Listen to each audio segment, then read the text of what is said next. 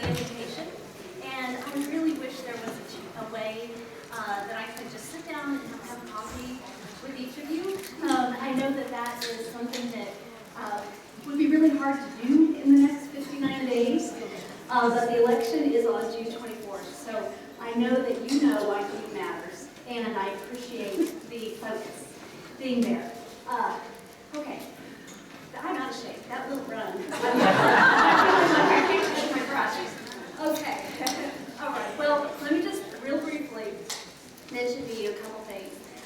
I am a former public school teacher in first grade. I didn't teach very long in public school. I was teaching while my husband was in seminary and in Fort Worth, Texas. And when he was about to graduate, I thought we were all finished and with school. And so we started our family, and we moved when he decided to go to law school, Catholic seminary, back to Tulsa. And so that was where we then had our 4 kids in 6 years. And I was not in the classroom. We're having our own little preschool going on. But when I got ready to go into class, back to the classroom, with 4 kids in elementary school, as my last one was going to kindergarten, I wanted to go back there, and I realized that I didn't qualify, even though I had that teaching certificate from Texas. So I ended up having a business opportunity to land in my lap, and I thought it would give me more flexibility. So that's how I got into Kumon.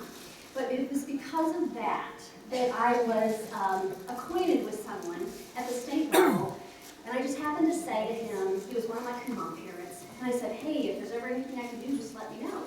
And the next morning I got a call, and he said, there is. Would you let me nominate you for the State Board of Education? You never know what's going to happen when you volunteer, right? So I couldn't imagine that I would be given that appointment. And when I took that and then sat on that board, I began to really see so many missed opportunities to work with our teachers in the classroom. I usually say practitioners in the field, and they say, don't say that. People don't know what that means, but you know what that means. You are the experts in the classroom who we should be including in decision-making process when it comes to our children. And I saw also missed opportunities to work with scholarly experts, like at OU, at OSU, when we were working on the A-to-F grading system. We could have done so much better, but we weren't doing that. And so this was field leadership, and I knew we needed new leadership. And certainly was not my intent to run for statewide office. Never imagined that I would be doing that. But there is a time when you say, you see things happen, and then it becomes apparent that you really could make a difference. And you have a choice to make, to just turn your back and say, not my problem, or to do something. And I was compelled to run after I saw what I saw. We could not continue going forward. And I was convinced that we did need to have a Republican who would take Janet Parisi out in the primary.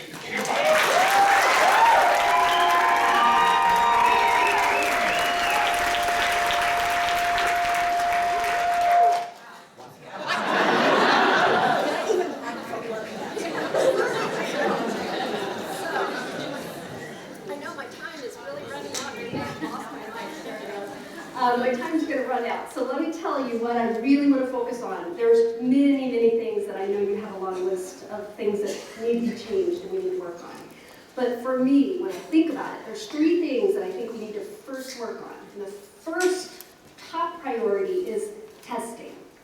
We have got to work to have increased time on instruction and less time on instruction. Okay? And there's a lot of work that needs to be done to address this, but that has to be the first thing we're looking at, and there's a whole lot of discussion. We fold into that Reading Sufficiency Act all kinds of things. The second thing is we do need an accountability system that's reliable. We can't keep going with what we have right now because it won't work.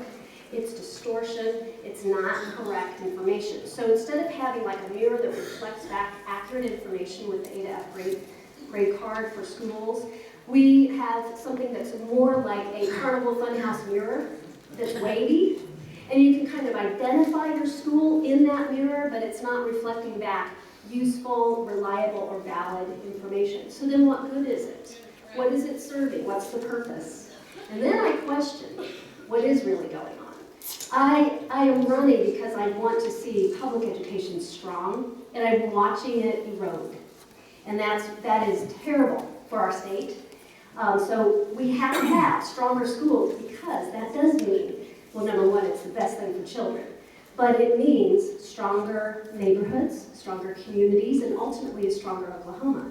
And we have to have a strong public education system for the future of our children, and they are our most precious resource. Not oil, it's the kids. So,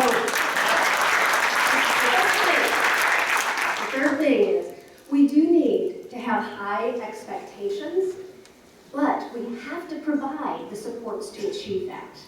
We're not doing that. That means high expectations for our students as well as our teachers and our schools. But we have to provide the supports to make that happen. Not just, look at that little seedling and say, grow, Remember, okay, you guys, I met someone, I felt like I was meeting a rock star yesterday. In Muskogee, remember the girl that was the high school student, what is her name? Erica. Okay, she was getting an award and happened to be there. And the I Am a Flower girl, right? Remember the speech? And so I got my picture taken with her. It was really, she's amazing. But this is the truth. We can't just look at that seedling and just yell at it to grow. Reform, we talk about that in the legislature. Reform doesn't happen just because we pass a law or adopt a policy. It happens when people come together, roll up their sleeves, do the hard work, which is implementation.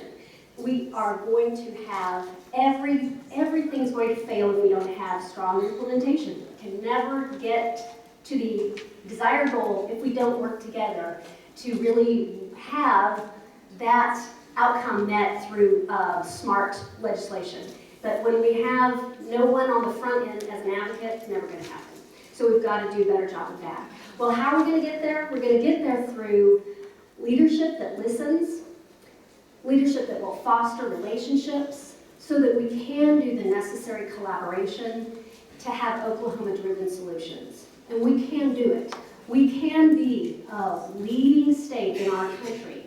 We've got heart, we've got the talent. We cannot continue to lose the top talent in our teaching profession. And I feel like part of this is that we're not respecting what is being done in the classroom, and we're also interfering with that instruction time. And we've got to change that and start listening to those closest to the students. So it was Ronald Reagan who said, those closest to the problem have the best hope of solving it. And I think in education that means those closest to the students. That's you and the parents. They know what their students need, and they are individuals, and they are unique. We can't forget that. So we have a lot of work to do. The stakes are high. And I believe the kids are counting on us to get it right.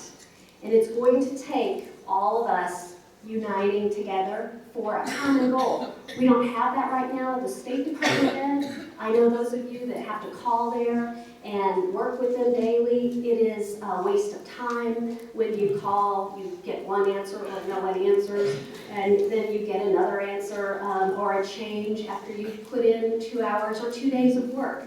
This is just, we talk about inefficiency in government. Well, let's start at the State Department of Ed and model that in a way that's going to actually build school capacity. So I know my time's running out, and I'm trying to fit a whole coffee conversation, cup of coffee with you. But one last thing I wanted you to know. Because I was in business and did not stay in the classroom, and my business in Kumon, by the way, I have 750 students and 40 staff members, and they range from 3 years old through college level calculus. And so I do the daily lesson planning for them, and it's a lot like piano lessons. So that's just a little, you would be interested perhaps in that. I also have to give those up. Kumon North America won't allow me to continue. So I'm willing to walk away from what I've built in order to build something even greater with you. And I appreciate the time. I want you to have my cell phone, okay? So if you'd like to write it down and give me a call or text me and just give me your name so I can load it into my phone. And it's 91, you won't abuse this, right? 918-633-8255. 1639. And we do have a lot of work to do because she can self-finance. So I need your help getting the word out. Thank you so much. Appreciate it.